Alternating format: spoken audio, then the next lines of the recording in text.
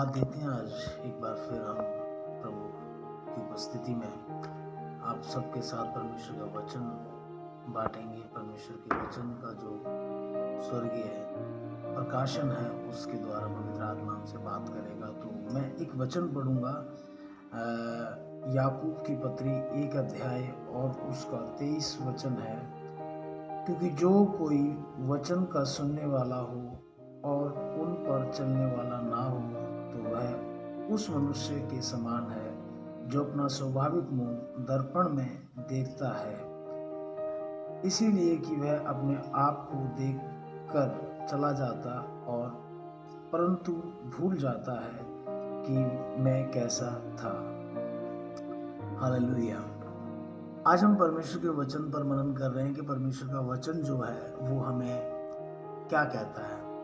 हमने यहाँ भी परमेश्वर के वचन में पढ़ा कि वचन को सुनने वाले ही नहीं पर उस पर अमल करने वाले हो। और जो इंसान अमल नहीं करता वो इस तरीके का होता है कि जैसे एक इंसान अपने आप को शीशे में, स्वाभाविक शीशे में देखता है और देख करके चला जाता है और थोड़ी देर बाद वो फिर भूल जाता है और वो भूल जाता है, वो फिर आता है और फिर वो शीशे में देखता है, फिर चला जाता है, वो फिर अपनी शक्ल को भूल जाता है। तो हम वचन में से आज यही बातें मनन कर रहे हैं कि जो हमारा आत्मिक जीवन जो परमेश्वर के साथ है, हम इस बात को ध्यान दें और सोचें कि जब हम परमेश्वर के पास आए, परमेश्वर ने हमें बुलाया। जैसे प्रभु का वचन कहता है कि हे थके मांदे बोझ से दबे मेरे पास आओ, मैं तुम्हें आराम दूंगा। तो जब हम परमेश्वर के पास आए, जब हम इस बात पर थोड़ा सा ध्यान दें और गौर करें कि उस समय हमारी स्थिति क्या थी। मैं अच्छे से जानता हूं कि जब हम परमेश्वर के पास आए और प्रभु ने हमें बुलाया अपनी कृपा और अनुग्रह के द्वारा, उस समय हम टूटे हुए थे। मतलब हमारी जो हालात थे, हमारी जो शक्लें थी वो अच्छी नहीं थी, वो बिगड़ी हुई थी। सचमुच काफ़ी ज़्यादा हमारे हालात ख़राब थे। मैं अगर अपनी बात करूं, जब मैं प्रभु के पास आया उस समय मेरे जीवन में कुछ भी अच्छा नहीं था और मैं एक पूरी तरह डिस्ट्रॉय हो चुका था। और जब मैं परमेश्वर के पास आया तो प्रभु ने मुझे संवारा, मुझे निखारा, मुझे चंगाई दी, मुझे छुड़ाया और परमेश्वर ने मेरे चेहरे पर अपना नूर दिया और अपने आनंद से मेरे चेहरे को भर दिया।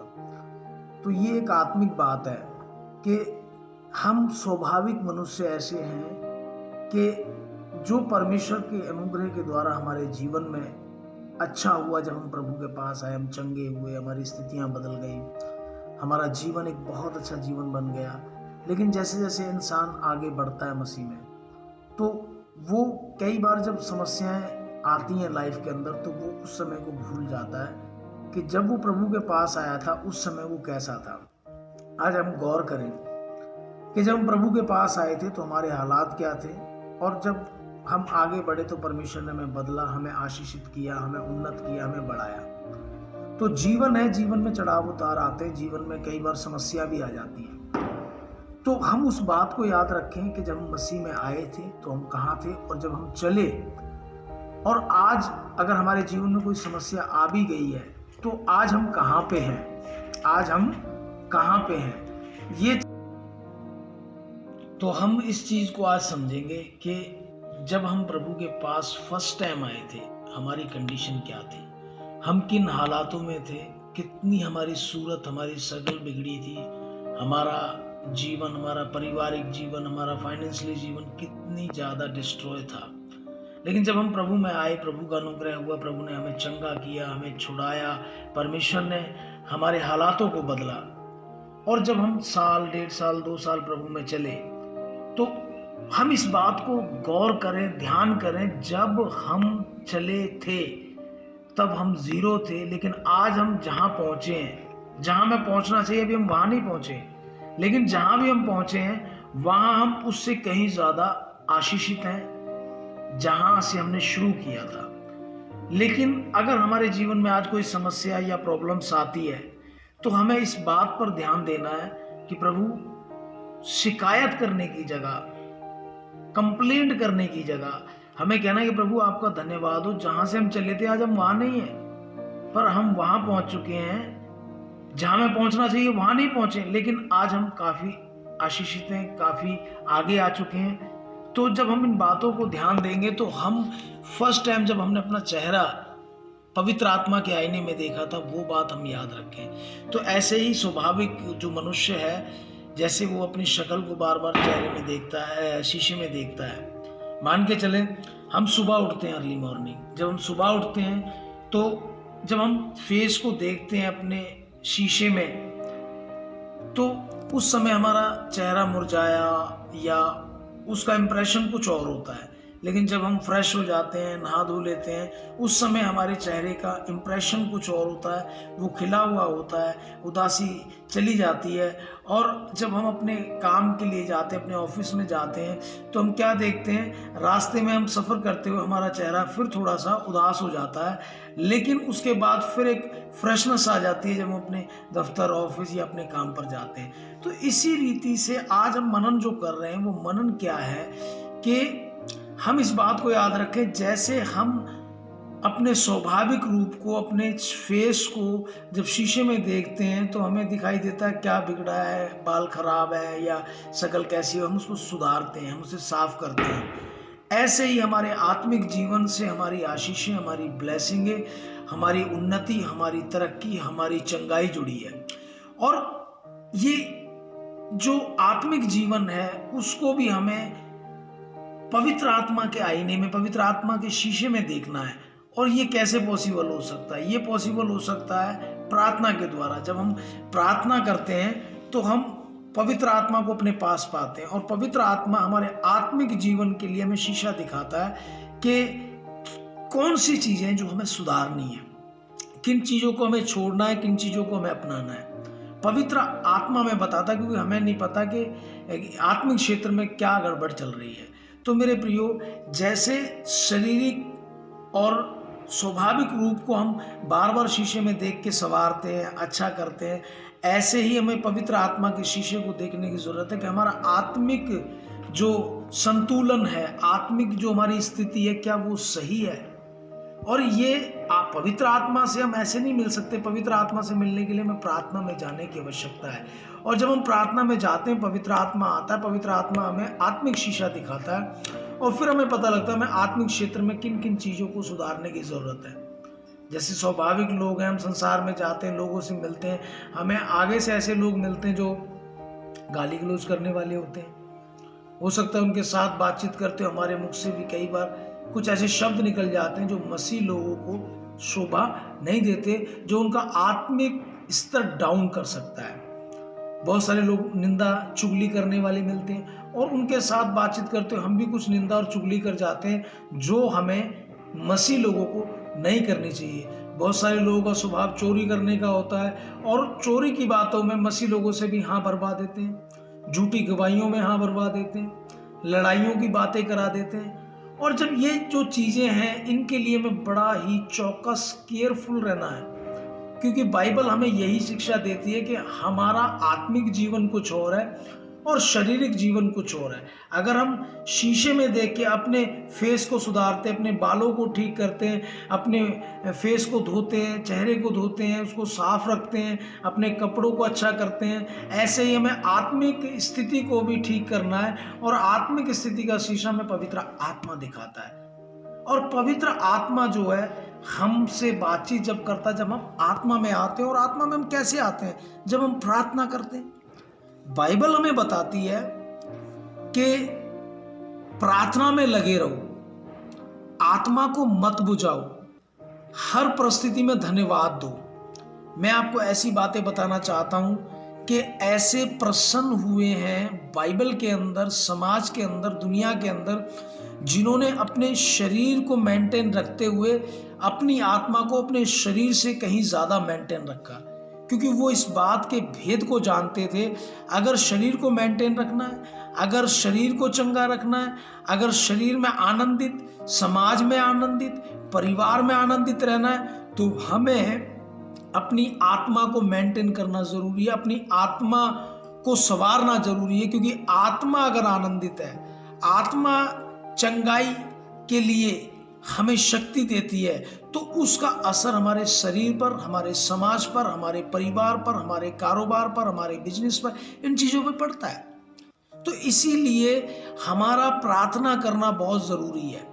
और प्रार्थना हमें पवित्र आत्मा से मिलाता है, और पवित्र आत्मा हमें दिखाता है कि हमारे अंदर क्या कमियां हैं, किन चीज़ों को हमें छोड़ना है, किन चीज़ों को हमें पकड़ना है, किन चीज़ों से हमें किनारा करना है, किन चीज़ों से के साथ हमें रहना है। मेरे प्रियो, मैं बड़े विश्वास और दावे के साथ कहता हूँ कि परमेश्वर का वचन जो हमें सिखा रहा है कि हमें सुनने वाला नहीं पर प्रैक्टिकल करने वाला बनना है। क्योंकि सुनने वाला और प्रैक्टिकल ना करने वाला मनुष्य ऐसा होता है जो दर्पण में, शीशे में अपनी शक्ल देखता है और भूल जाता है। हम देखते हैं, स्वाभाविक है, मैं अपनी बात बता रहा हूँ, हम घर के अंदर जाते हैं और हमारे घर में शीशा लगा होता है। अगर वो हमारे सामने 10 बार शीशा आएगा तो हम 10 बार इंपॉर्टेंट चीज़ छोड़ के 1 सेकंड के लिए शीशा जरूर देखते हैं। ये मनुष्य का एक स्वभाव है, ह्यूमन नेचर है कि वो अपने आप को शीशे में देखेगा। अगर उसने बाल बनाए हुए फिर भी एक बार वो बालों को बनाएगा, शक्ल को अच्छा करेगा, कपड़ों को अच्छा करेगा, चाहे कितना भी इंपॉर्टेंट काम कर रहा हो, अगर शीशा वहां लगाया तो उसका ध्यान शीशे की तरफ उस काम से पहले जरूर जाएगा। क्योंकि वो चाहता है कि मैं अच्छा दिखूं, वो चाहता है कि मैं सबसे सुंदर दिखूं। ऐसे ही अगर हमें शरीर में सुंदर दिखना है, अगर हमें फाइनेंस में बढ़ना है, अगर हमें परिवार में शांति, मेल तालमेल रखना है, तो ये जरूरी है कि हमें आत्मा को सही मेंटेन करना पड़ेगा, जिसके कारण हमारा शारीरिक, पारिवारिक, फाइनेंशियली जो सिस्टम है वो मेंटेन हो जाए। तो इसीलिए मेरे प्रियो, बहुत ज़रूरी है कि हम प्रार्थना में चलें, और प्रार्थना के द्वारा हम पवित्र आत्मा से मिलें, और पवित्र आत्मा से जब हम मिलते हैं तो पवित्र आत्मा हमारी कमियों को दिखाता है कि हमें क्या सही करना है, क्या नहीं। मैं आपको एक छोटी सी एक बताना चाहता हूं बात कि हम बाइबल में देखते हैं दानियल को। दानियल जो था, वो दानियल जब इजरायली लोग बेबीलोन की गुलामी में आए, दानियल भी उनके साथ आया, शद्रक, मेशक, अबदनागो, ये लोग आए, और ये लोग अपनी आत्मिक कंडीशन को मेंटेन रखते थे। उसका कारण क्या था कि वो प्रार्थना करते थे। दानियल जो है वो दिन में 3 बार अपने जो उसके कोठड़ी थी, जो उसका रूम था, उस रूम में एक खिड़की थी जो यरूशलेम की ओर खुलती थी, और वो दिन में 3 बार घुटने लगा के अपने हाथों को उठा के यरूशलेम की ओर हाथ करके प्रार्थना किया करता था कि हे हमारे परमेश्वर, आज हम किसी भी कारण से यहाँ बेबीलोन में आ गए, गुलामी में आ गए, लेकिन मैं फिर यरूशलेम की ओर हाथ उठाता हूँ कि हम और हमारी प्रजा, हमारे लोग, इजरायली लोग फिर से वो वहाँ पहुँचेंगे, इजराइल में पहुँचे। तो ये क्या है? ये एक ऐसी बात है कि एक प्रार्थना का योद्धा, एक अपनी आत्मा को मेंटेन रखने वाला, बहुत सारे लोगों के लिए, पूरे इजरायलियों के लिए छुटकारे का कारण बना, छुटकारे कारण। और ये पॉसिबल नहीं था, ये आसान नहीं था, बहुत मुश्किल था। आज के टाइम में हम देखते हैं, हम प्रार्थना कर सकते हैं, हमारे पास फ्रीडम है, आज़ादी है, पॉसिबल है, हमारे पास ये राइट है कि हम प्रेयर कर सकते हैं। लेकिन उस टाइम में इजरायली लोग प्रार्थना वाले लोग थे, लेकिन जब उन्होंने अपनी आत्मा को मेंटेन नहीं रखा, शरीर में जिए, शरीर में कुछ गलतियां ऐसी हुई जिसके कारण वो बेबीलोन की गुलामी में पहुंचे, और उनके कारण, जैसे कहते हैं, गेहूं के साथ घुन भी पिस जाता है, वो आत्मिक लोग भी उनके साथ वहां पहुंचे। लेकिन वो आत्मिक लोग जो हैं वो उनके लिए आशीष का कारण बने। वहां पे बेबीलोन के अंदर किसी और परमेश्वर, किसी और ईश्वर की आराधना करना आसान नहीं था। आसान क्या, नामुमकिन नहीं था, उनके लिए सख्त मनाही थी। आप वहाँ के देवताओं के अलावा, वहाँ के राजा के अलावा, वहाँ की मूर्ति के अलावा किसी और की नहीं उपासना कर सकते। लेकिन वो जो लोग थे वो परमेश्वर के साथ जुड़े हुए थे, उनके अंदर एक निडरता का आत्मा था। उन्होंने कहा कि नहीं, हम अपने परमेश्वर से प्रार्थना करना नहीं छोड़ सकते। और दानियल की आत्मा में अपने लोगों के लिए एक बोझ था। उसने फास्टिंग रखी, उसने प्रार्थना लगातार की, और जिसके कारण उसके ऊपर दोष लगाया कि हे राजा, ये जो शख्स है ये तेरी उपासना नहीं करता, तुझे दंडवत नहीं करता, ये अपने परमेश्वर को करता जो इजराइल का परमेश्वर है। तो उसके कारण उसको फंसाया गया और उसको इतनी बड़ी सजा मिली कि उसको भूखे शेरों के आगे डाल दिया गया। लेकिन वो भूखे शेरों के आगे जब डाला गया तो उसने अपनी शारीरिक आंखें बंद कर ली और आत्मिक आंखें खोल ली। वो परमेश्वर की आत्मा में मगन हो गया। तो उस समय जो सामर्थ और शक्ति उतरी, उन्होंने भूखे शेरों का मुंह बंद कर दिया। प्रार्थना की सामर्थ बता रहा हूं मैं आपको। वो सामर्थ जो उस समय कार्य करती थी, वो सामर्थ आज भी कार्य करती है। आज अगर हमारे जीवन में कोई भी परिस्थिति क्यों ना हो, हम एक रूल बना लें कि हमने प्रेयर में रहना है, और प्रेयर के कारण पवित्र आत्मा में आईना दिखाएगा, शीशा दिखाएगा और हमारी कमियों को प्रकट करेगा, और उन कमियों से हम किनारा करें, तो चाहे कुछ भी क्यों ना हो जाए, हम आगे बढ़ेंगे, हम उन्नत होंगे, हम ब्लेसिंग में आएंगे, हम आशीषों में चलेंगे। क्यों? क्योंकि हमारा परमेश्वर के साथ एक ऐसा रिलेशन है, हम उससे जुड़े हुए हैं। जैसे एक ट्यूब लाइट है, ट्यूब लाइट अपने आप में शक्तिशाली नहीं है जब तक उसको करंट ना मिले, और जब ट्यूब लाइट को करंट मिलता है वो रोशनी को फैलाती है। इसी रीति से हमारा शरीर कुछ नहीं कर सकता, हमारी इच्छाएं हम कुछ नहीं कर सकते जब तक कि हम लोग क्या ना करें, हम पवित्र आत्मा के साथ कनेक्ट ना हो। तो आज मैं एक भेद की बात आपको बताना चाहता हूं। मैंने एक इंजीनियर के बारे में पढ़ा। वो इंजीनियर को एक काम दिया गया गवर्नमेंट की ओर से कि आपने एक पुल बनाना है, और उसको एक सीमित टाइम दिया गया कि इस सीमित टाइम में आपको पुल बनाना है, और उसने उस पुल का कार्य आरंभ कर दिया।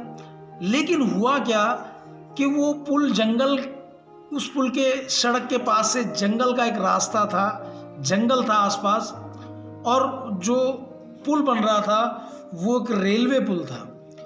तो वहां आदमखोर शेर रहा करते थे। जब उसने काम स्टार्ट किया तो रात को जो वहाँ मजदूरी करने वाले मजदूर लोग थे, पुल को बनाने वाले लोग थे, आदमखोर शेर एक एक मजदूर को ले जाता, जिसके कारण वहाँ डर और भय छा गया। डर और भय छाया तो क्या हुआ, इंजीनियर जो है वो काफ़ी सदमे में आ गया, प्रॉब्लम में आ गया। बोला अगर ऐसे होता रहा तो मैं इस पुल को समय में पूरा कैसे करूँगा, क्योंकि कुछ लोगों को आदमखोर शेर ले गया, कुछ लोग डर के मारे भाग गए, और जिसके कारण धीरे धीरे धीरे धीरे सारी लेबर जो है वहाँ मजदूर थे सारे चले गए, और वो इंजीनियर अकेला पड़ गया। उसके साथ 2 लोग और थे। इंजीनियर ने प्रयास किया, उसने शेर को पकड़ने के लिए जो भी कर सकता था उसने वो सब किया, लेकिन वो शेर हाथ नहीं आया। और उसने इस बात को ठान लिया था कि मुझे ये टेंडर मिला है और मुझे सही समय पे टेंडर को पूरा करना है।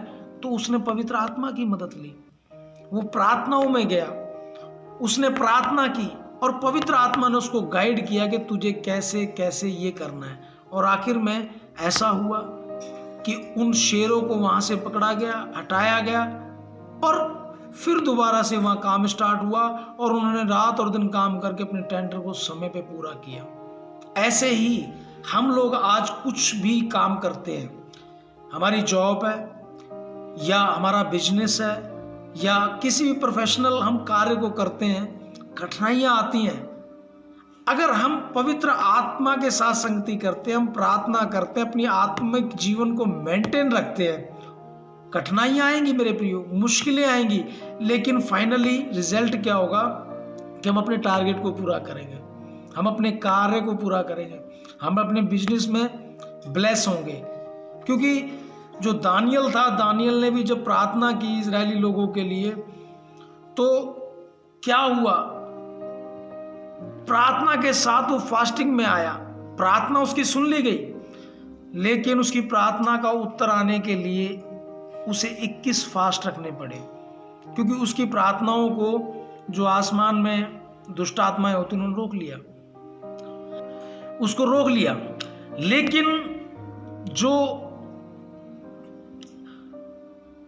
परमेश्वर के आगे उसकी की हुई प्रार्थनाएं थी, उन्होंने मिकाएल को वहां आने के लिए मजबूर किया। मिकाएल ने उन दुष्ट आत्माओं से लड़ाई की, उनको हराया, और फिर 21वें फास्ट के बाद उसकी प्रार्थनाओं का आंसर आया।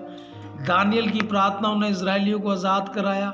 फाइनली क्या होता है कि रिजल्ट जो है वो अच्छा आता है। जहाँ से हम शुरुआत करते हैं वहाँ बड़ी डिफ़िकल्टी होती है, मुश्किल होती है, प्रॉब्लम्स होती है, लेकिन हम परमेश्वर की आत्मा की सहायता से आगे बढ़ते हैं, डिफ़िकल्टियों को देखते हैं, मुश्किलों को देखते हैं, लेकिन फाइनली अगर हम ये ठान लें कि प्रभु कुछ भी हो जाए, मैं प्रार्थना में बना रहूँगा, मैं पवित्र आत्मा की मदद मांगता रहूँगा, और आप फाइनली देखोगे कि आप जीतोगे।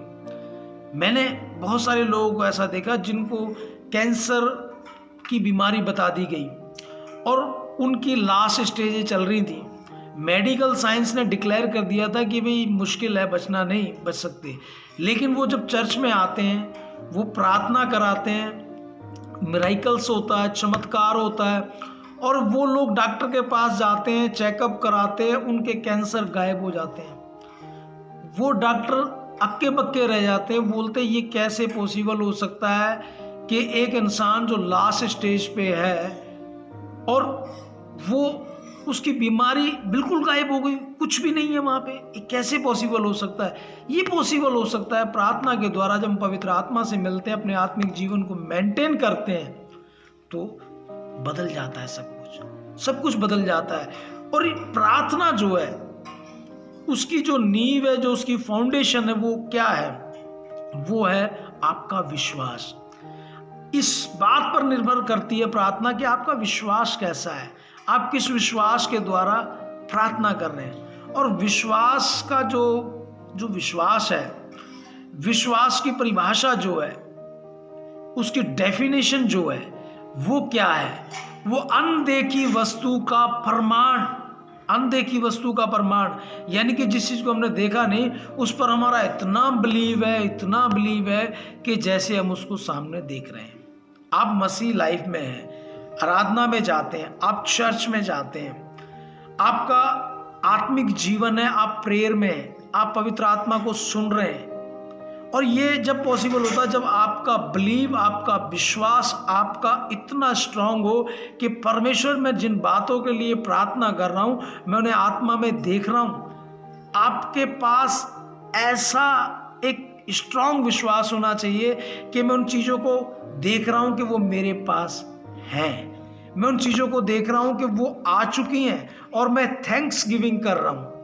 तो ये वो चीज़ होती है कि हम बार बार पवित्र आत्मा से मिलते हैं। पवित्र आत्मा में शीशा दिखाता है, हमें दर्पण दिखाता है, हमें वो मिरर दिखाता है, और हम उसे देखते हैं और अपनी कमियों को सुधारते हैं। मेरे प्रियो, बाइबल बताती है कि सिद्ध बनो, और संत पौलुस बाइबल में साफ कहते हैं कि हम अंश करके बदलते जाते हैं। अंश करके बदलने का मतलब है डे बाय डे। आज हमने प्रेयर की, पवित्र आत्मा से मिले, आज पवित्र आत्मा ने हमें कुछ बताया। कल हम प्रेयर की, पवित्र आत्मा से मिले, कल पवित्र आत्मा ने हमें कुछ बताया। तो ऐसे पवित्र आत्मा जब हमें बताता है, तो हम उन चीज़ों का जब सुधार करते हैं, मेरे प्रियो, हम बड़े बड़े चमत्कारों को अपनी लाइफ में देखते हैं। सच में यीशु मसीह के आने से पहले भी बड़े बड़े मिरेकल्स हुए, चमत्कार हुए, क्योंकि परमेश्वर मिरेकल करने वाला परमेश्वर है, चमत्कार करने वाला परमेश्वर है, समुद्र के 2 भाग करने वाला परमेश्वर है, वो आसमान से आग बरसाने वाला परमेश्वर है, वो अद्भुत कार्य करने वाला परमेश्वर और शेरों के मुंह बंद करने वाला है, 7 गुना तपे आग के भट्टों को ठंडा करने वाला परमेश्वर है।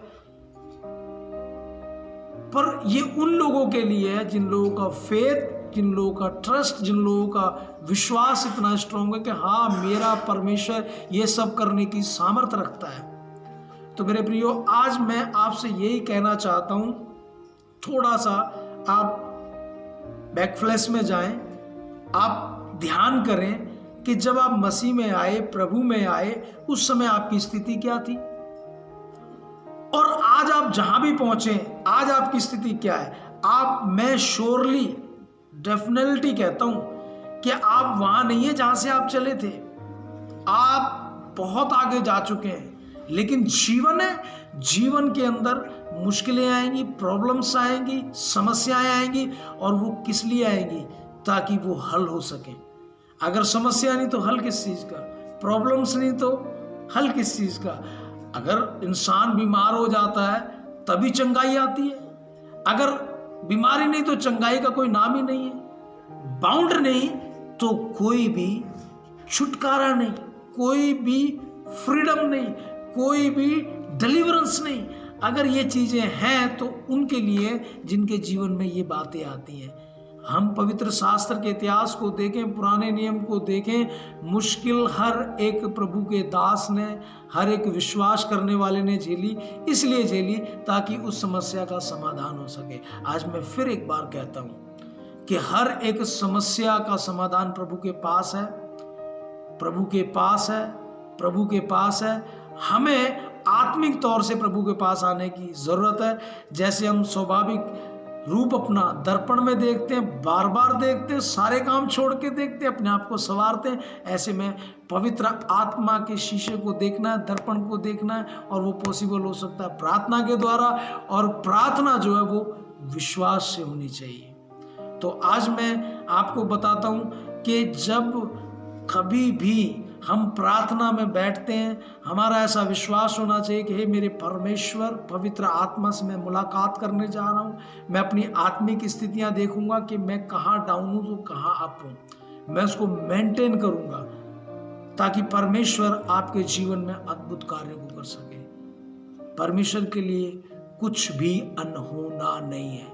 आज आप मुझे सुन रहे हो, मैं आपको श्योरली कहता हूँ, इस मैसेज को आप सुने और उस पर बिलीव, विश्वास करें, और पवित्र आत्मा के साथ संगति शुरू करें, अपने आत्मिक जीवन को मेंटेन करें, और आप बंधनों को टूटते हुए देखेंगे, आप चंगाई को होते हुए देखेंगे, आप अपने फाइनेंस में अप जाते देखेंगे।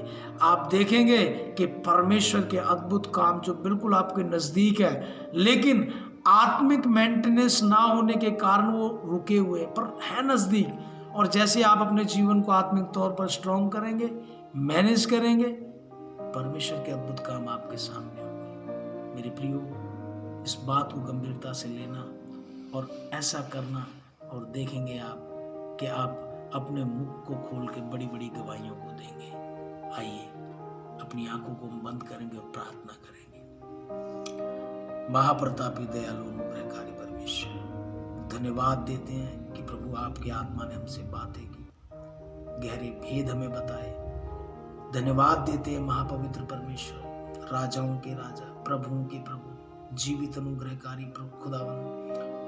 और यीशु मसीह, आज मैं प्रार्थना करता हूँ उन लोगों के लिए जितने लोग इस मैसेज को सुने, प्रभु वो आशीषित हो, उनका विश्वास स्ट्रॉन्ग हो, वो पवित्र आत्मा से मिले, मुलाकात करें और अपने जीवन की कमियों को निकालें, प्रभु के नजदीक आए और परमेश्वर की तमाम आशीषें जो वायदे के मुताबिक उनके लिए रखी गई उनको प्राप्त कर सकें।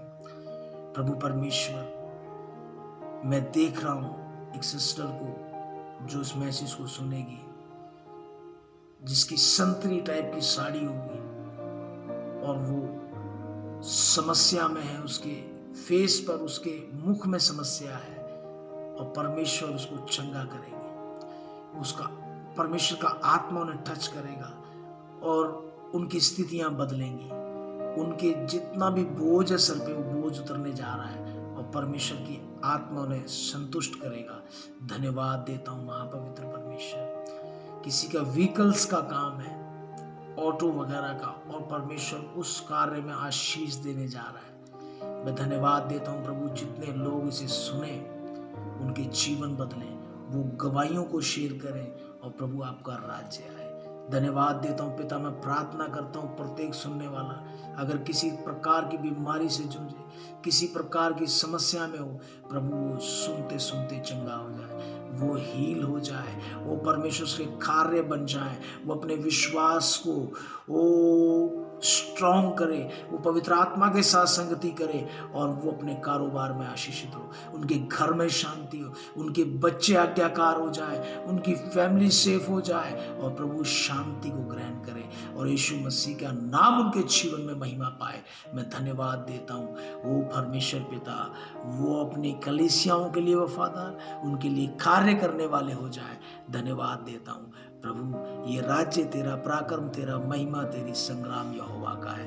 प्रभु परमेश्वर, इन सारे मैसेज पर, इस सारे वार्तालाप पर जो पवित्र आत्मा के द्वारा ही आशीष दे, बरकत दे, सुनने वाला ब्लेस हो जाए। धन्यवाद। यीशु मसीह के नाम से प्रार्थना मांगते हैं, आमीन।